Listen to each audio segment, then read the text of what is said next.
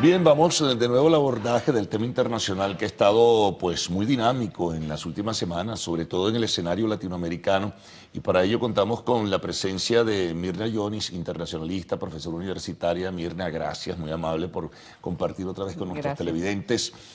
Bueno, ¿por dónde comenzar? Bueno, por Por el Chile, por principio, Bolivia, sí, por por el Colombia. cono sur o por el norte, cualquiera de los Sí, por lados. eso, pero hay un nivel de agitación, de violencia, con una pues mancha muy terrible de vandalismo, ¿no? En la protesta social ha sido contaminada en ese sentido, pero bueno, Así es. ¿qué significa todo esto? Inimaginable en países como Chile, Ujú. como tal vez Colombia. Ha habido también cambios políticos, pero con otros matices en Perú, en fin. ¿Qué interpretación le das a todo esto? Bueno, gracias, Carlos. Creo que hay una etiqueta que tenemos que manejar y es una constante, y es el caso de crisis regional.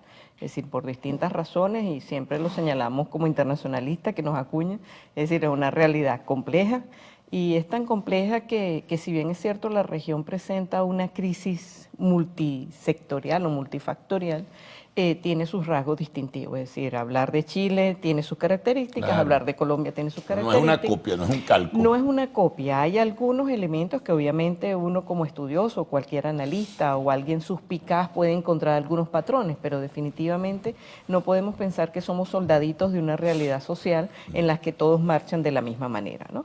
Y en ese sentido, desde el mes de octubre, desde inicios de octubre hasta lo que hemos visto Sí. ahora, pues la convulsión ha sido bastante alta por distintos factores. Factores que vienen dados, uno, por las políticas económicas y políticas sociales que conducen los gobiernos, que ha sido el caso, por ejemplo, de Chile, que ante digamos, un decreto y ante políticas económicas anunciadas de disminuir los subsidios, de disminuir algunos otros beneficios, además de anunciar algunas pérdidas sociales que son consideradas como válidas en términos de las pensiones, en términos de las jubilaciones, etcétera, son una de las razones que explican las reacciones de las protestas. Con esto, y es importante como tú lo señalas, hay que distinguir entre las protestas producto del el descontento y reacciones, y otras cosas, las manifestaciones de saqueo, violencia y delincuencial, que es una cosa que también hay que analizarla en su contexto, ¿no? Y digamos, eso es el caso de Chile, y también pudiéramos decir que fue el caso de Ecuador, que Claro. ante ciertos anuncios, pero hay otras razones que tienen que ver un poco con estos de las gobernabilidades, ¿verdad? Como el caso de mismo Bolivia, producto de un proceso electoral que Claro, que estuvo fue el muy detonante cuestionado, de... que fue muy cuestionado. Entonces ahí no fueron anuncios económicos, sino fueron más producto del sistema político. Incluso en el caso de Bolivia hay que reconocer y se pondera de esta forma que hubo un avance significativo en los gobiernos de Morales en materia social, ¿no? O incluso en Sí, materia económica. sí, es decir, si observamos a Bolivia de hace unos 40 años, pues obviamente la situación económica y social de Bolivia ha cambiado. Sin embargo, como lo señalamos en distintas oportunidades, colegas, es decir, hay una realidad concreta, no basta solo con los indicadores económicos positivos y de crecimiento y indicadores de niveles de ingreso que son cifras, Sí, sino que hay que ver también los niveles en términos de las desigualdades, en términos de la pobreza, en términos del acceso que tiene la gente a la educación, a la salud, a la seguridad desde luego. pública, que obviamente parecieran no ser totalmente satisfactorias para esa población, ¿no? Y allí quizás habría que señalar estos elementos para el caso colombiano, en donde El caso colombiano es singular, es ¿no? muy particular, efectivamente, porque si bien es cierto, como te he señalado, las protestas en Chile, las protestas en Ecuador o las reacciones que ha habido en Bolivia tienen que ver con una reacción a un evento particular, en el caso de Colombia es muy distinto, porque en el caso de Colombia observamos que hay una convocatoria que fue trabajada durante varios meses, pero también a una acumulación de descontextos y de organización política y social en Colombia, que evidentemente marca una diferencia. Aunque algunos tratan de decir que la diferencia no es tanta porque hubo igual violencia. Sí, pero no puedes aislarme la violencia y a partir de la violencia analizar el resto de las cosas, porque entonces es quitarle legitimidad, valor social y además hasta justicia a las organizaciones que fueron convocadas y que marcharon pacíficamente durante una buena cantidad de horas en estas jornadas y que las hemos visto Ahora, secuencialmente. pudiera ser, como se decía antes, era un código que se utilizaba buscaba la penetración del elemento político dentro de lo que es la protesta social. Eso ocurrió en Chile, de acuerdo a la versión que se maneja, ocurrió en el Ecuador también, al margen de la protesta social de indígenas y campesinos, y ha ocurrido en Colombia, de acuerdo al criterio que se maneja. El caso de Bolivia es bien diferente, como tú bien lo describías. Sí, lo que pasa es que la variable política en este caso habría que señalarla en dos sentidos. Una variable política que tiene que ver con la lucha social como política, ¿verdad? Pero también habría que distinguir ese factor político como las variables ideológicas y vandálicas. Sí, sí. Porque todas son estrategias políticas. Claro, la presencia de un factor radical también allí promueve. Exacto, son como distintas maneras de aproximarse al contexto político. Una a través de las protestas, las denuncias, la incidencia, que siempre es posible que se desborde en cierta medida, pero no necesariamente que ese desborde sea prolongación en términos de horas de saqueo, de agresiones a cualquiera de los servicios públicos. Ya eso es un desborde y obviamente el mantenimiento prolongado de este tipo de manifestaciones, pues obviamente hace entrar en la suspicacia de quiénes son los que están aprovechando esto. Eso que se ha hablado, que si el Foro de São Paulo le atribuyen al gobierno venezolano también una influencia determinante, ¿cuánto de verdad puede ser cierto todo esto? ¿Y cuánto de verdad, si es que existe esa influencia, es tan determinante en la protesta social? Bueno, las influencias son válidas y son razonables porque las hemos observado desde hace 20 años, si lo queremos ver en el caso. En muchos casos. Es decir, esto viene inclusive desde tiempos mucho anteriores. Cuando hay un conflicto interno y cuando hay enfrentamiento, las razones endógenas no las puedes descartar. Sin embargo, estamos en un contexto global en el cual los intereses de otros sectores, y en este caso la ideologización también de lo que ha sido América Latina, también permite hablar de ciertos apoyos. Ahora, ¿cuál es la fuerza financiera, llamémoslo así, que tiene el Foro de Sao Paulo o el Grupo de Puebla para esto? Creo que hay otros factores que están moviéndose ahí y estamos endilgando o enmascarando en cierta medida cuáles son los intereses que están financiando algunos de estos grupos y sopesándolos solamente en el Grupo de Puebla o en el Foro de Sao Paulo. Claro. Bueno, hagamos una pausa, Mirna, y regresaremos enseguida para seguir conversando con Mirna Yonis, internacionalista, profesora universitaria.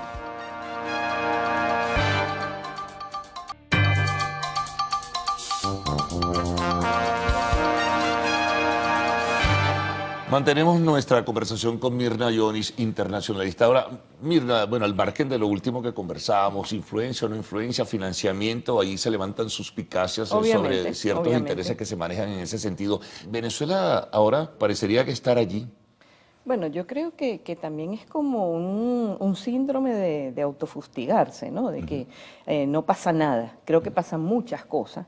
Lo que pasa también que hay distintos elementos que hacen que no los veamos. Muchos hablan de cansancio, de fatiga, sí, de frustración, de desencanto, a lo que se suma una diáspora que dice, como no tengo salidas, me voy del país. Sí, pero esas son cosas que están pasando. Sí, Entonces sí. no es que no pasa nada, es decir, pasa algo como la conversión no legal o no decretada de la dolarización, el tema del incremento de los indicadores de salud y de muerte. El tema de la educación, la situación de los profesores universitarios, de las universidades en general. De las universidades en general, de la educación en general. ¿Cuáles son las protestas que hay recientemente por el éxodo de maestros, por no decir de otros profesionales? Además, entonces, esas cosas están pasando. Las protestas incesantes todos los días, multisectores, pero no las visibilizamos porque obviamente también tenemos la llamada hegemonía comunicacional. Entonces, no sacar cuántas protestas hay porque eso incentiva que, bueno, tú no puedes descartar la los justicia. Procesos de autocensura